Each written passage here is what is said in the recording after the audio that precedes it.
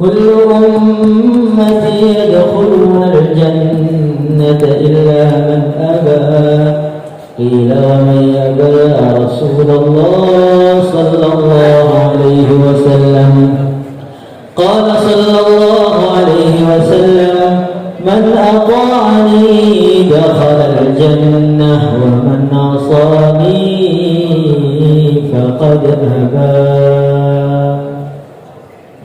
Para hadirin yang dimuliakan oleh Allah Subhanahu wa taala.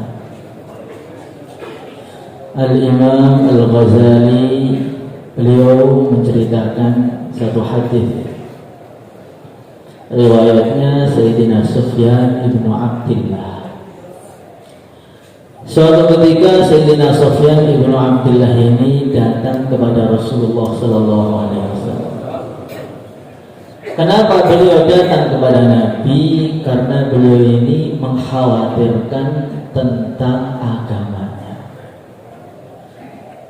Mengkhawatirkan tentang agamanya, kalau ada satu amalan yang perasaan beliau biasa saja, ternyata amalan itulah yang akan menghalangi beliau masuk surga. Beliau khawatir jangan-jangan ada perkara yang sepertinya remeh, kecil, tapi justru itulah yang akan menjatuhkan, membuat beliau tersungkur di dalam neraka. Hari ini semua orang khawatir, tetapi yang dikhawatirkan orang pada hari ini mengkhawatirkan kesehatannya, mengkhawatirkan hartanya, masa depan dirinya, masa depan anaknya. Jarang orang yang mengkhawatirkan tentang agamanya. Hadirin yang dimuliakan oleh Allah Subhanahu wa taala, maka ketika beliau datang kepada Rasulullah sallallahu alaihi wasallam, beliau bertanya, "Ya Rasulullah sallallahu alaihi wasallam, ma akthar ma takhafu alaihi?" Ya Rasulullah sallallahu alaihi wasallam, perkara apa yang paling engkau khawatirkan dari diri saya? Perkara apa yang paling membahayakan dari diri saya? Amalan apa ya Rasulullah sallallahu alaihi wasallam? Fa'akhadha Rasulullah sallallahu alaihi wasallam bi lisanihi thumma qala hadha. Maka Nabi Muhammad tidak menjawab. Beliau memegang lidah beliau mengatakan, inilah yang saling saya khawatirkan untuk kamu. Beliau bukan mengkhawatirkan yang lain, sholatnya, ibadahnya, dakwahnya, tidak. Yang dikhawatirkan lidahnya. Satu anggota tubuh yang sangat kecil, tidak bertulang, tidak ada tenaganya, lemes, tetapi bahayanya begitu besar sekali. Tetapi bahayanya begitu besar.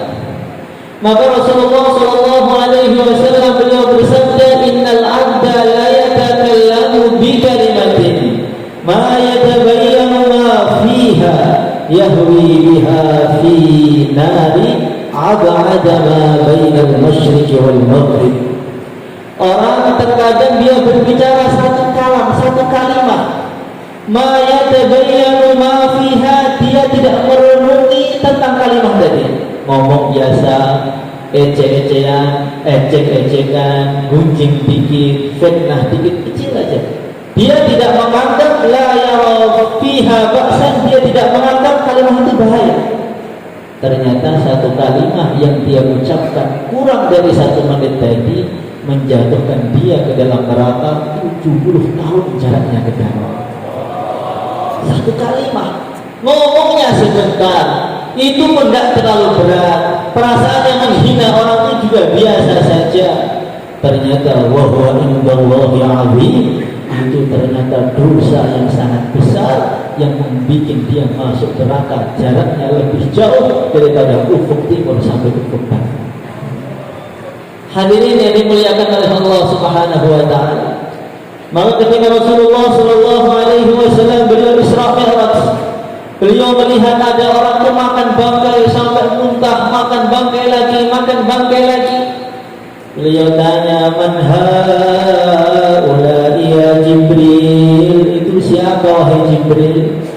orang kok makan bangkai busuk, kok dipaksakan dimasukkan dalam mulutnya, itu siapa?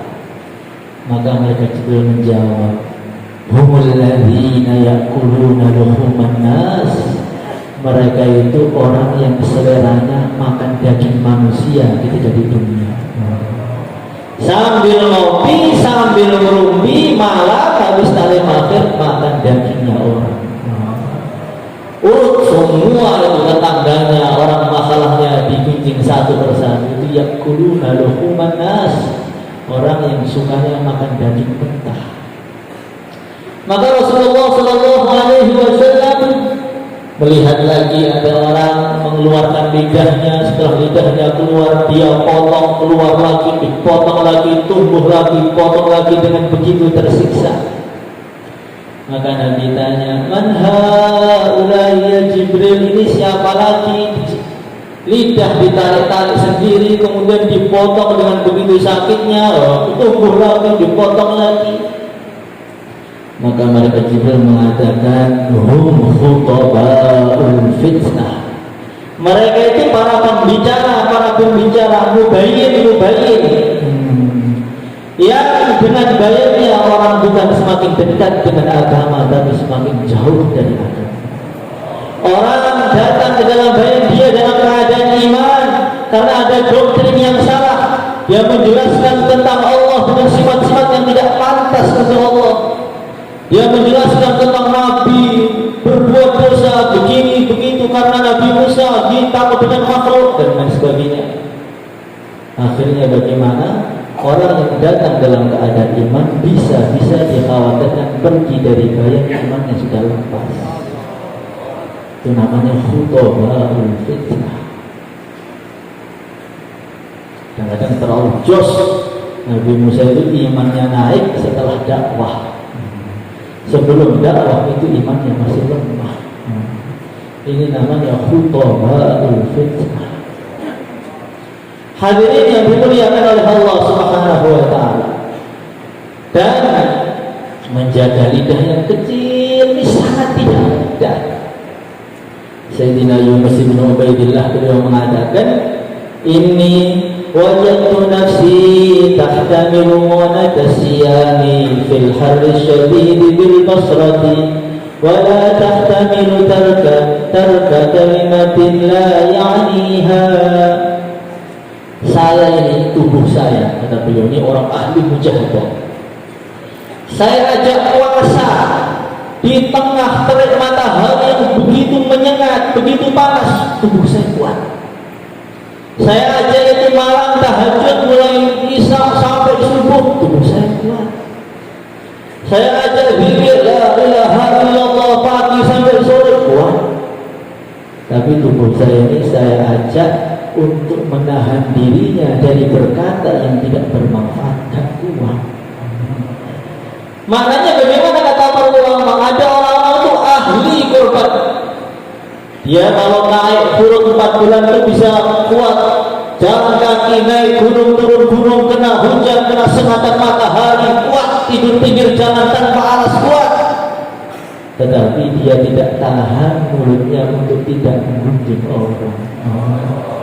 Berat ini, lebih berat daripada jihad fisabilillah, lebih berat daripada tarawih itu yang 30 juz yang mulai isya selesainya subuh.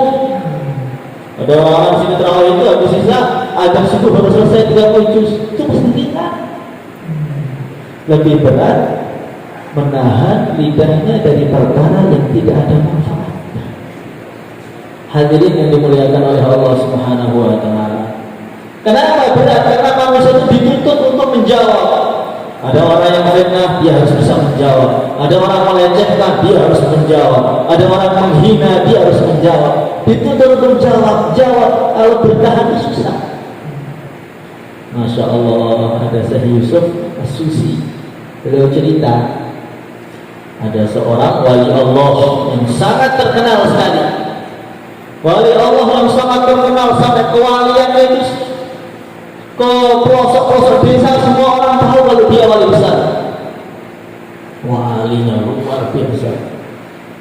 Maka ada satu orang pengen minta amalan kepada wali tadi.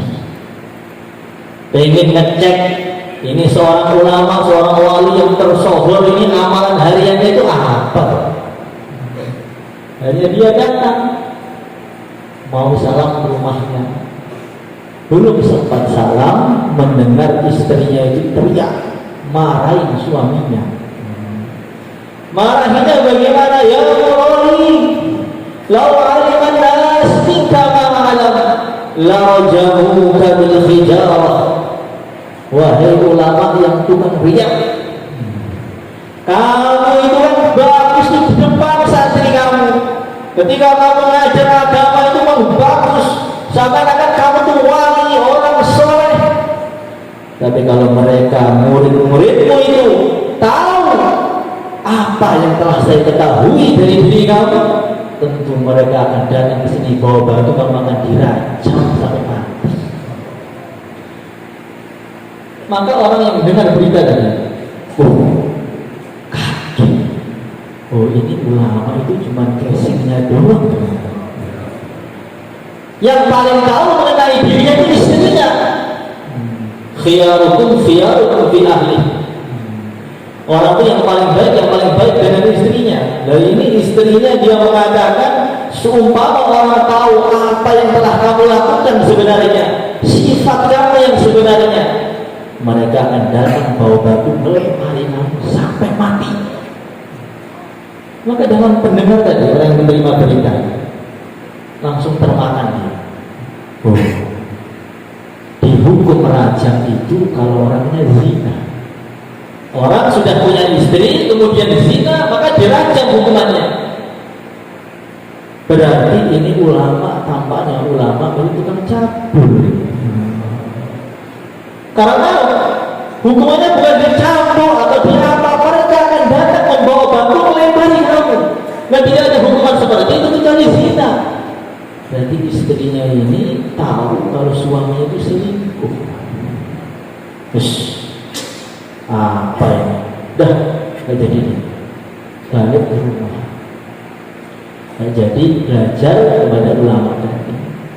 Ketika balik di rumah, sampai di rumah dia istighfar, astagfirullahaladzim, ini kan berita, saya belum ngecek sendiri, dan beritanya itu lewat wanita lagi. Sudah, kenapa saya harus percaya dengan berita itu?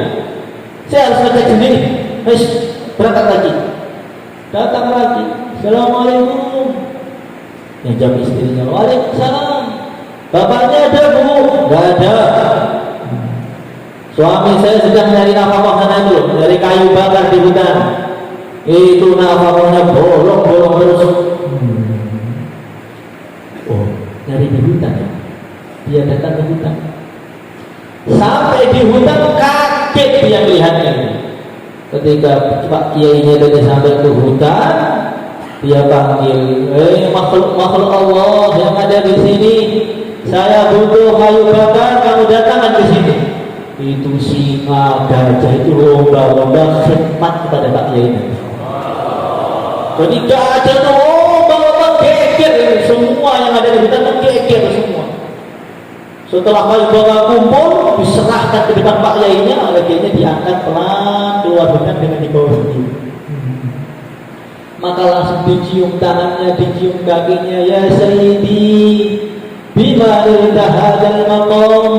Wahai tuanku, dari mana kamu dapat derajat yang begitu dahsyat ini, dari mana? Maka beliau mengatakan, bisabri ala ma sami'tal barihah, karena kesabaranku untuk diam dari apa yang kamu dengarkan kemarin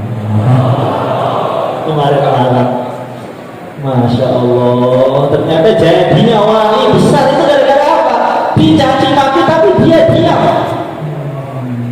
Dicaci maki dia coba, saya mau klarifikasi, dan pasti saja.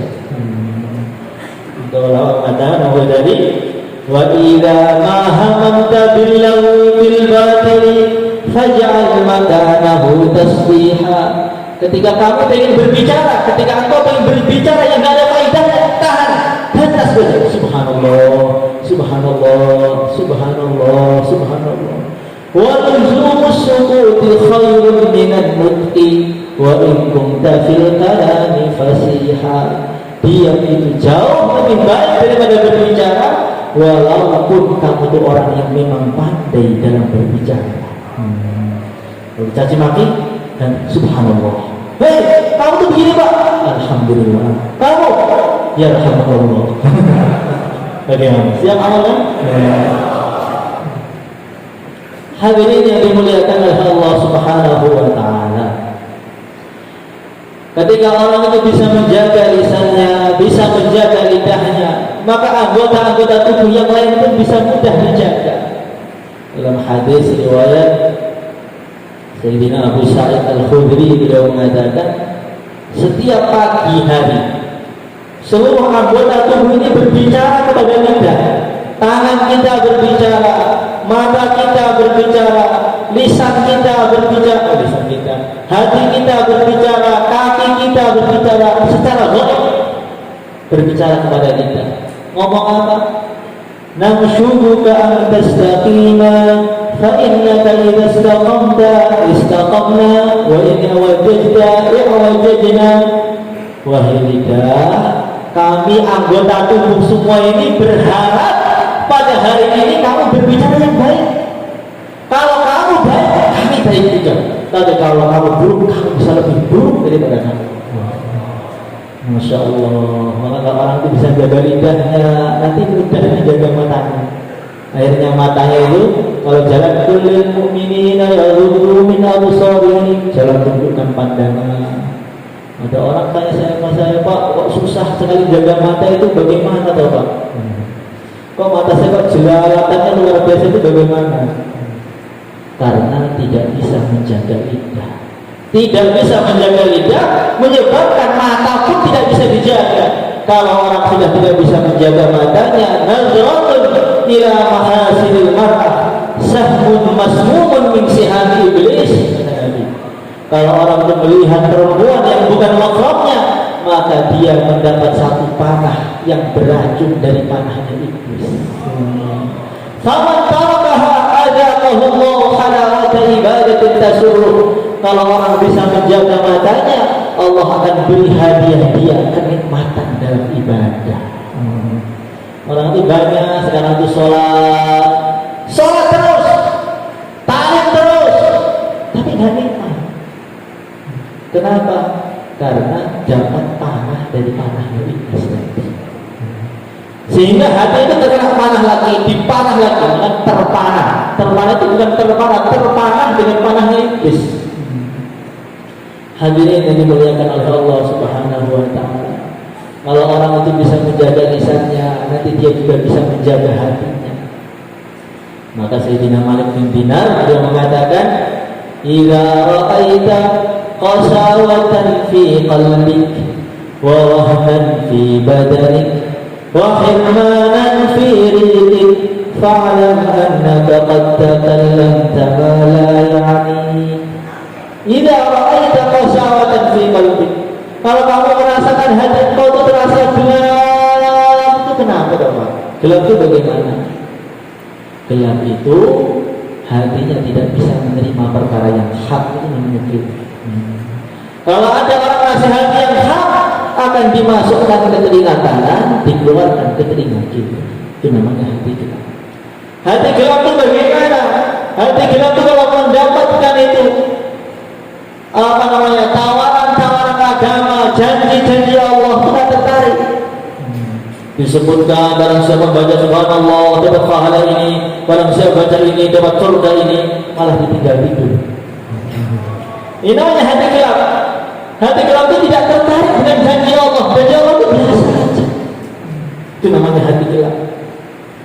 Tetapi kalau dikasih tahu tentang janji makhluk, kalau kerja dapat sendiri melek semuanya. Tapi kalau sudah mulai innal hamdalillah, hadirin, sudah mulai iman kita ditingkatkan, langsung tidur. Itu namanya hatinya gelap. Hatinya gelap itu bagaimana? Hatinya gelap itu hati yang tidak pernah takut dengan ancaman Allah. Diancam neraka, diancam nanti azab kubur, itu biasa saja. Bahkan di tengah-tengah ancamannya dia bisa bermopi. Jangan Pak, itu haram. Nanti tobat gampang. Maka malaikat-malaikat itu aneh dengan manusia itu aneh. Manusia itu aneh. Anak Adam itu aneh betul. Itu disiapkan surga yang begitu megah setiap harinya itu, mereka itu gak pengen. Di bawahnya itu ada neraka yang begitu ngerinya loh, gak pengen, gak takut. Surga juga gak pengen, neraka juga gak takut. Ya terus bagaimana? Masya Allah. Wa khirman fi rizqik, tubuh itu merasa berat. Masya Allah. Dengar azan kita bisa angkat itu berat. Kenapa? Fa'lam annaka qad takallamta ma la ya'ni, banyak ngobrol ngalor ngidul yang gak ada fadilah dan gak ada pahala. Masya Allah. Maka Muhammad mengatakan kalau orang itu bisa menjaga lidahnya dari perkara yang gak manfaat, ditahan. Nanti dia akan merasakan kejernihan hati. Kalau orang sudah merasakan kejernihan hati itu sudah gak bisa berhenti amal itu. Akan merasakan bagaimana rasanya nikmatnya sholat, akan merasakan bagaimana rasanya cinta kepada Allah. Kalau orang sudah merasakan cinta kepada Allah itu sudah dunia itu gak ada yang enak. Sayyidina Dunnun al-Misri beliau mengatakan, saya datang ke Makkah al-Mukarramah. Ini ada orang badannya tergeletak, kayak sudah jadi bangkai, banyak luka-lukanya. Dia nangis terus, nangis gak henti-hentinya. Maka oleh Sayyidina Dunnun ditanya, Mayuki, kenapa kamu nangis itu, kenapa?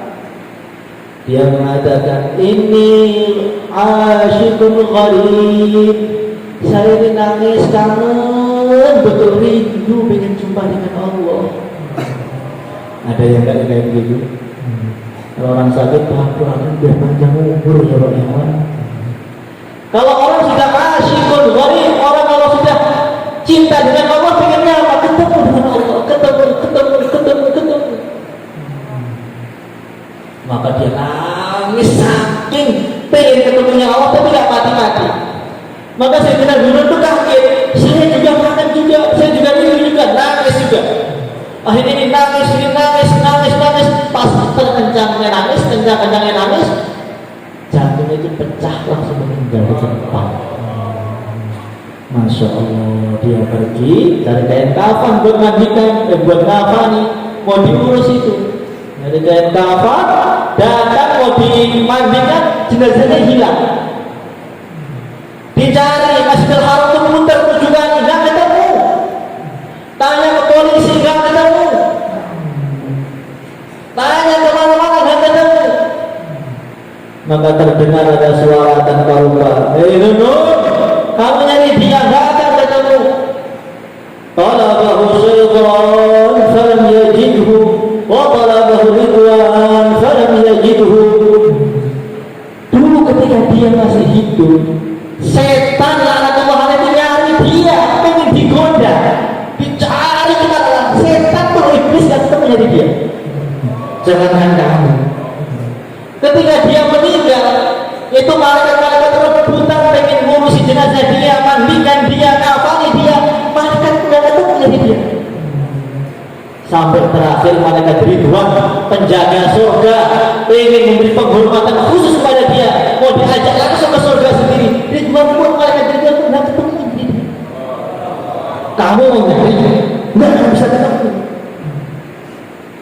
Maka dia tanya, ya Allah, kalau begitu dia di mana ya Allah? Fi maq'adi sidqin 'inda malikin muqtadir, di satu tempat yang sangat mulia, yang enggak ada yang duduk di situ kecuali Siddiqin, dia telah duduk di sisi Tuhannya. Jadi malaikat tidak lewat, sudah langsung di sisi Allah. Itu kalau orang sudah hatinya jernih, merasakan bagaimana rasanya nikmatnya mahabbah kepada Allah. Nangis ke dunia itu gak terkesan. Ada orang ngomong yang mencaci maki itu sudah gak ada, sudah masuk kelas. Karena dia sudah punya himmatun aliyah, punya cita-cita yang terlalu tinggi, yang beda dengan orang lain. Yang saya ceritakan kemarin itu, Masya Allah, Nabi Isa alaihissalatu wassalam, beliau itu jalan, dalam perjalanannya melihat ada anak muda sedang cocok tanam. Maka anak muda tadi bilang kepada Nabi Isa, "Sallallahu ayyarzuqani mithqala habbatin min mahabbati." Wahai Nabi Allah, doakan kepada Allah, mintakan kepada Allah agar Allah memberi kepada saya ini sebiji darah dari cinta kepadanya. Maka Nabi Isa mengatakan, "Innaka la tuti'." Kamu enggak mampu. Nisfa darah. Kalau enggak mampu satu darah, separuh aja. Separuh. Ya. Tidak akan. Allahumma rizqhu misla darratin min mahabbatik. Ya Allah, berilah rezeki kepada dia ya Allah separuh biji darah dari cinta kepadamu ya Allah. Ditinggal pergi. Setelah ditinggal pergi, setelah berapa waktu yang lama, Nabi Isa melewati tempat yang sama. Ternyata bagaimana? Dia tanya kepada orang-orang, mana orang di sini yang kemarin dulu itu, mana anak muda itu? Sudah gila ya Nabi Allah.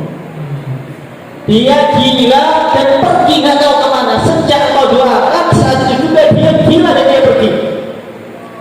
Maka Nabi Isa doa, ya Allah, tampakkan kepada saya tuh ya Allah itu di mana, kalau letaknya dia itu di mana. Setelah ditampakkan, dikasah kelihatan itu. Ternyata orang itu di atas gunung, sedang angkat tangan, bajunya sudah compang-camping, nggak makan, nggak minum, kena panas, kena hujan, nggak berhenti. Ya Allah, ya Allah, ya Allah, ya. Pernah ngerasain nanti mati itu belum? Masya Allah. Maka Nabi Isa datangi. Ya Fulan, ana Isa. Wahai Fulan, saya Nabi Isa. Lihat saya. Terus dia. Ya Allah, ya Allah, ya Allah, ya Allah. Fulan, ana Isa. Terus. Ya Allah, ya Allah, ya Allah. Dibentak oleh Nabi Isa. Terus. Ya Allah, ya Allah. Maka terdengar suara tanpa rupa. Suara tadi mengatakan, Ya Isa, akaifa yasma'u kalam al-adami man kana fi qalbihi nisba dzarratin min mahabbati. Wahai Nabi Isa, bagaimana mungkin seseorang itu bisa mendengarkan kalamnya anak Adam kalau dalam hatinya ada separuh biji darah dari cinta pada Allah. Separuh biji darah saja sudah tidak dengar kalamnya anak Adam. Wa izzati wa jalali law qatta'tahu bil minsyar lama alimah. Seumpama kamu cincang-cincang tubuhnya pakai gergaji, dia tidak akan terasa. Tidak orang mahabbah begitu. Kalau masih baper, ngaji maki Pak. Ini ada orang mencaci maki saya Pak, menghina saya dikira sesat Pak. Berarti masih belum cinta kepada Allah. Kalau sudah cinta itu kalamnya ada itu tidak dengar. Orang mau ngocehnya kayak apa, tidak dengar bagaimana. Orang ngoceh, ya Allah, ya Allah, jadi ya Allah, orang gila, ya Allah. Dia dipanggil gila, dia tidak apa, ya Allah, dia berpahala. Bagaimana? Siap? Ini benar ini, Masya Allah. Kalau sudah seperti itu, Allah jadikan tubuhnya itu cahaya semua, lidahnya cahaya, mulutnya cahaya, tangannya cahaya. Sehingga bagaimana dia belum ngomong kalau tidak ya. Orang-orang itu dakwah, ini orang kampung saya ini Pak, dari Israel semua Pak, Fir'aun semua itu mereka itu. Kalau kita memang terang betulan, mereka itu akan mendapat cahaya dari kita sendiri. Jadi jangan nyalahkan orang, tapi nyalahkan diri kita sendiri. Hadirin yang dimuliakan oleh Allah SWT, itulah himmah aliyah itu seperti itu. Kita sholat, kita dakwah, kita berjuang, kita puasa, itu apa sih? Sudah kita masuk surga. Setelah masuk surga itu apa? Puncaknya surga itu apa? Puncaknya surga itu ketika hari Jumat mereka akan dipanggil langsung oleh para malaikat, kumpul kumpul kita satu tempat lihat Tuhannya. Itu sudah puncak, sudah. Ketika manusia itu Allah berfirman kepada mereka, saluni, saluni, saluni, saluni, mintalah kepadamu, mintalah kepadamu. Hari ini hari tambahan, hari Yaumul Mazid, Allah akan tambah, hari rasa akan tambah, mintalah. Mereka itu bingung minta apa lagi, semua sudah ada. Maka mereka mengatakan apa? Ya Allah, kami minta ridho-Mu aja ya Allah. Allah berfirman, kalau kamu nggak saya ridhoi, kenapa saya taruh di sini? Sudah saya ridhoi, minta yang lain. Maka doanya apa? Rabbi arini anzur ilaik, ya Allah, saya kami kalau boleh ingin lihat dan Engkau ya Allah. Ketika orang sudah melihat zatnya Allah itu bidadari 2,5 miliar itu pas. Surga itu hilang saking nikmatnya itu. Surga itu hilang, kenikmatan itu hilang. Nikmatnya luar biasa. Sampai setelah mereka itu mendengar firman Allah dari Allah langsung, Allah banyaklah minhum. Dan nanti sopnya kan seperti sop sholat Jumatnya. Kalau Jumatnya di depan, nanti melihat Allah di depan. Kalau Jumatnya di belakang, di belakang. Kalau di depan tembok, di depan tembok sama. Masya Allah, ketika mereka sudah melihat Tuhannya itu, badannya itu penuh dengan nur sampai temannya tidak bisa lihat dia. Cahaya semua tubuhnya itu. Dia pulang istrinya itu bingung, mana suami saya kok cahaya itu. Setelah berapa hari mulai turun, setelah hilang cahayanya, tampannya 1000 kali lipat daripada itu. Itulah puncak kenikmatan, itulah yang kita cari. Yang kita cari itu apa? Dapat ridha Allah, dekat dengan Allah, bernikmat-nikmat ketika menghadap Allah. Semua itu perantara. Semua perantara. Amal kita perantara. Tujuannya itu bagaimana kita dekat dengan Allah. Bagaimana? Itulah himmah aliyah. Tujuannya itu Tuhan itu. Jangan makhluk lagi. Tujuannya berubah. Jangan dari makhluk ke makhluk, dari makhluk ke makhluk, dari makhluk. Ini pak, ini itu pak, ini pak, sebenarnya pak, ke ustaz, ke bapak. Itu makhluk mana Allahnya? Itu namanya himmah aliyah. Orang itu punya cita-cita yang tinggi. Ketika orang sudah punya cita-cita Allah, sudah nanti semangatnya itu bukan jos-josan. Semangatnya itu karena cintanya sudah. Kalau sudah karena cintanya nggak bisa dihentikan oleh siapapun. Walau masmurnya nyaci mati dia tidak akan bisa berhenti. Orang lo bukan dari apa? Dari Allah Pak. Jadi dari Allah, bukan dari Bapak. Jadi ada orang nyanyi mati, dia siapa? Dia dari Tuhan saya, Allah. Yang penting amal. Fokus amal, fokus dakwah, fokus hidupkan masjid sudah.